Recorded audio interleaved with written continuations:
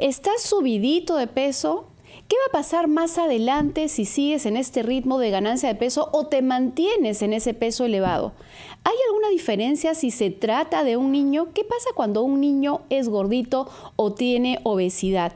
Son temas que hoy queremos desglosar para poder entender desde la profundidad qué significa tener este problema, ya que, como bien comentaba Noemí más temprano, 1 de cada 3 peruanos tendría obesidad hacia el año 2035. Y para poder entender mejor este tema, hoy está con nosotros el doctor Walter Maceda, quien es médico endocrinólogo y vicepresidente de la Asociación Peruana del Estudio de la Obesidad y Aterosclerosis APOA. Muy bienvenido, doctor. Gracias por estar con nosotros. Muy buenos días con toda la audiencia. Un gusto estar acá acompañándolas.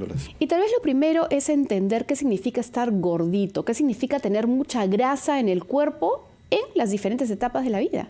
Claro. El problema es realmente una enfermedad crónica heterogénea en la cual por exceso de alimentación o por falta de actividad, entre otras posibilidades como factores causales, va a hacer que la grasa empiece a incrementarse. Pero si bien es cierto que tenemos células que tienen la capacidad de almacenar grasas... Que son las células de grasa, ¿verdad? Claro, los adipocitos. Llega un momento en que ya es tanto que se escapa esa grasa de ahí y se va a depositar en lugares que no están capacitados. Se va al hígado, se va al músculo, se va al corazón, se va a los vasos sanguíneos. Y realmente la grasa, cuando está fuera de sitio, se vuelve totalmente nociva. Ese es el gran problema. Doctor Macedo, ¿cómo está? Le saluda Noemí Mamani desde la ciudad del Cusco. Hay una afirmación que se hace y muy seguido, lo escucho de varias personas, de pronto lo hacen en son de broma o para evitar sentirse mal porque están un poquito subiditos de peso, y es en relación a esto, ¿no? Soy gordito, soy feliz y soy un gordito saludable. ¿Eso de gordito saludable existe? ¿Es real? No, definitivamente... ¿Me escucha? Sí, le están escuchando. Definitivamente estar con exceso de peso ya empiezan los problemas. Ya desde mucho antes, siglos atrás, en el año 460 a.C., Hipócrates decía, el sobrepeso, la obesidad es el preludio de muchas enfermedades. Es el preludio de muchas enfermedades. Ahí aparece la hipertensión, aparece la diabetes, aparecen problemas de lípidos en sangre, problemas de articulaciones, es decir, e incluso el hígado graso, que luego pasa a ser una esteatohepatitis y luego una cirrosis, es causa solamente por el exceso de peso. Acaba de mencionar justamente cómo es que el exceso de peso puede generar enfermedades, pero también ha dicho que la obesidad es una enfermedad y hay que entender que la persona que come más va a tener una ganancia de peso. Pero ¿por qué hay personas que comen más? ¿Qué pasa en nuestro cerebro? Ese es el problema. Cuando uno empieza a subir de peso, ¿qué sucede? Empieza a formar sustancias inflamatorias. Esas sustancias inflamatorias van a bloquear ciertos receptores.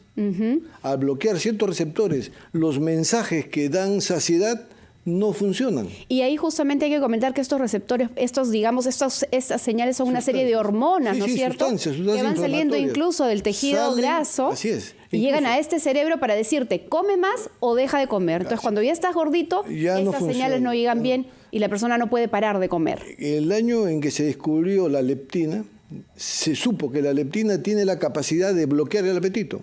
Y se pensó que era la solución para el sobrepeso, se pensó que era la solución para la obesidad.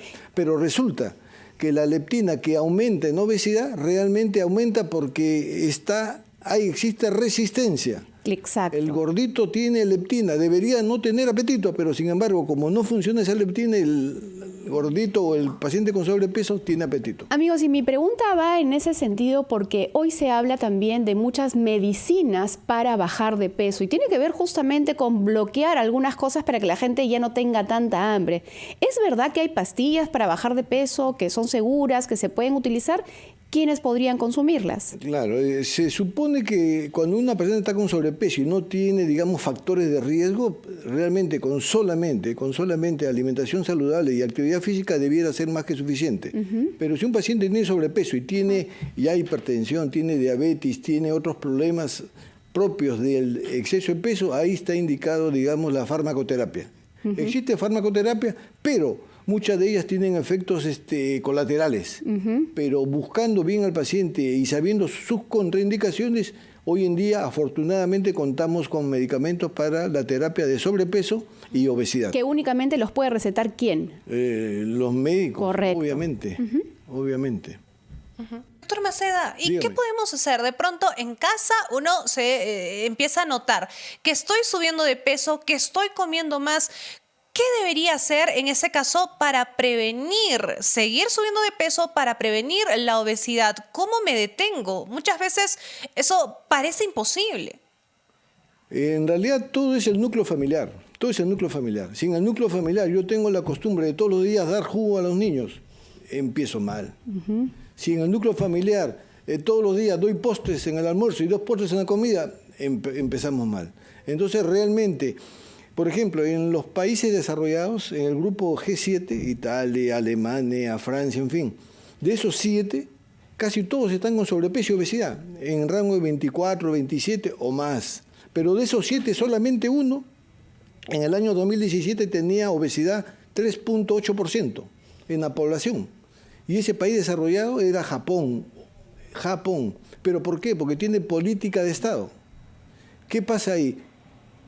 A los niñitos les enseñan a comer. Hay nutricionistas en los nidos, nutricionistas en los colegios, nutricionistas en la universidad. Es la ley Uchu-Uku. Y en los trabajos hay otra ley que privilegia la actividad física, privilegia la alimentación saludable, que es la ley Metabo. Ejemplos que justamente nosotros quisiéramos seguir, y de hecho ya tenemos nuestra ley de alimentación saludable, que por supuesto siempre es mejorable y hay que seguir continuando, porque una de las cosas que hace poco tiempo estábamos hablando de que las fórmulas infantiles deberían también estar reguladas, ya que muchas de ellas tienen una cantidad alta de azúcar y por supuesto es un factor de riesgo para tener sobrepeso desde muy temprana edad. Ahora, las personas que nos están escuchando, a veces uno tiene una distorsión o no tiene claridad de saber, oye, ¿cómo me doy cuenta si yo estoy en sobrepeso o estoy gordito? Desde casa, ¿cómo me doy cuenta? Ya, lo más simple hoy en día, podría decirles yo índice de masa corporal, peso sobre talla cuadrado, complicado, porque hay gente que puede levantar pesas, tiene masa muscular y realmente la obesidad no es nada. Entonces, ¿qué pasa? Lo más simple hoy en día es un perímetro de cintura. Es decir, medirse con un centímetro cuánto tengo de cintura. ¿Cuánto tengo de cintura? Hay varias medidas según, digamos, las diferentes, digamos, organizaciones médicas. La Federación Internacional de Diabetes, 90 para varones y 80 para mujeres. La Asociación Latinoamericana de Diabetes propone 94 para varones y 88 para el sexo femenino. Y medido justo arribita de la cicatriz umbilical, arriba del ombligo, ese es el mejor parámetro. Porque sucede que hay gente que está con índice de masa normal, pero no tiene masa muscular y todo lo que tiene es barriguita. Y esa barriguita que creció ya es grasa totalmente disfuncional, grasa que realmente nos está haciendo daño a toda nuestra economía metabólica.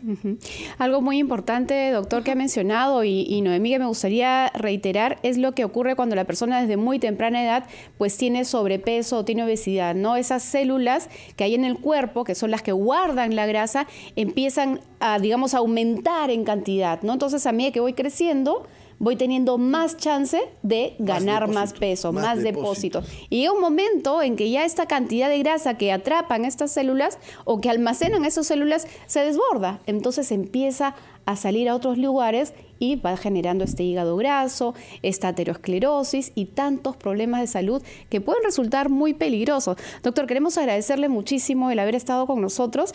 Tenemos mucho que hablar sobre temas de obesidad. Desearía invitar a toda la comunidad médica que el 13, 14, 15 de noviembre va a haber, 13, 14, 15 de julio va a haber una actividad científica en el Colegio Médico, casualmente sobre todos estos problemas de obesidad, aterosclerosis y nutrición. Excelente, muchísimas gracias. Quedan todos invitados. Claro que sí, doctor, gracias por haber estado con nosotros. Amigos, son las 10:47, es momento de escuchar a nuestros anunciantes, pero al regresar voy a aprovechar para darles algunos tips justamente importantes en esta ruta de la pérdida de peso. Ya volvemos.